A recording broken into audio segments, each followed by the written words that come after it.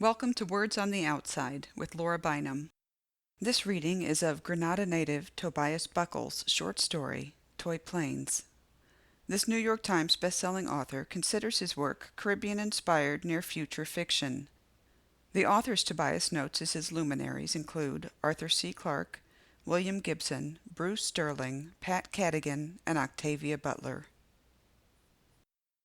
My sister Joni's deft hands flicked from dreadlock to dreadlock, considering her strategy.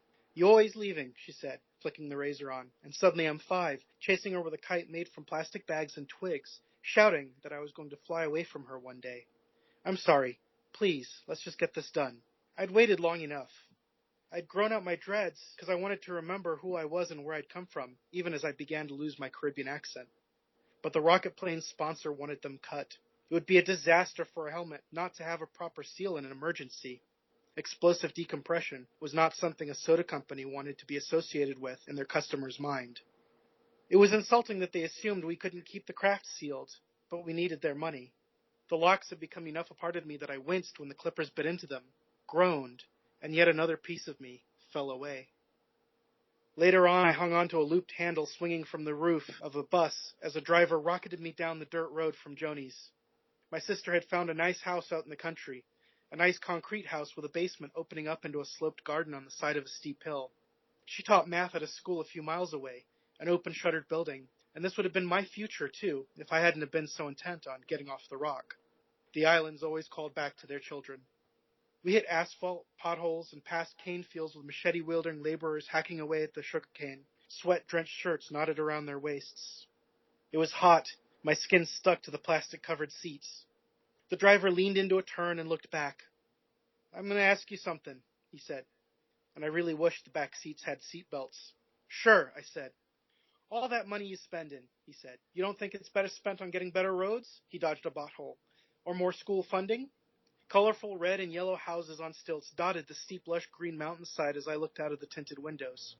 "Only one small part of the program got funded by the government," I explained. "We found private investors, advertisers, to back the rest. Whatever the government invested will be repaid. Maybe." But he sounded dubious. I had the things memorized. How many people lived on this island? Tens of thousands.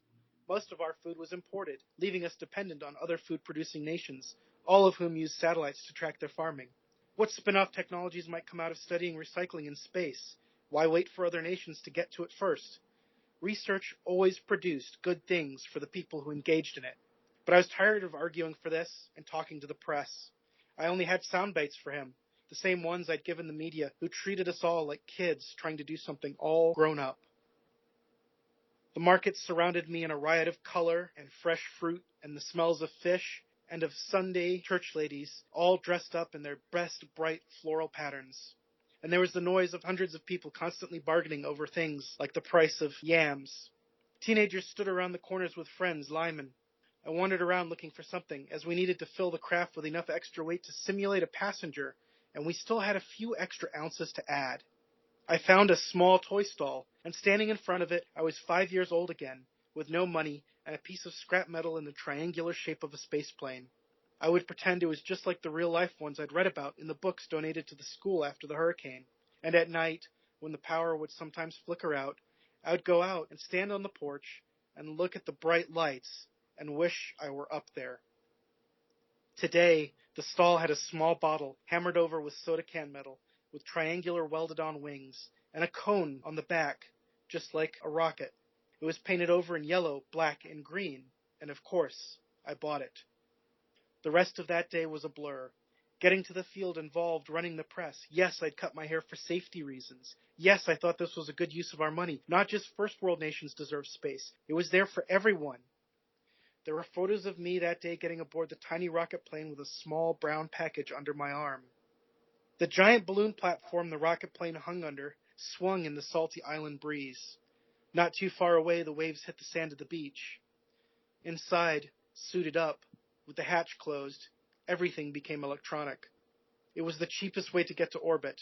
Balloon up on a triangular platform to save on fuel, then light the rocket plane up and head for orbit.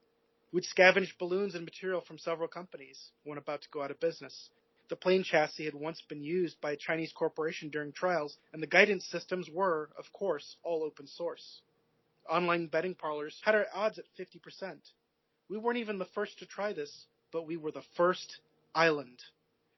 The countdown finished. My stomach lurched, and I saw palm trees slide by the portholes to my right. I leaned back and looked at the package with the hammered-together toy inside of it, and I smiled. "Hello out there, all of you," I whispered. "We coming up too."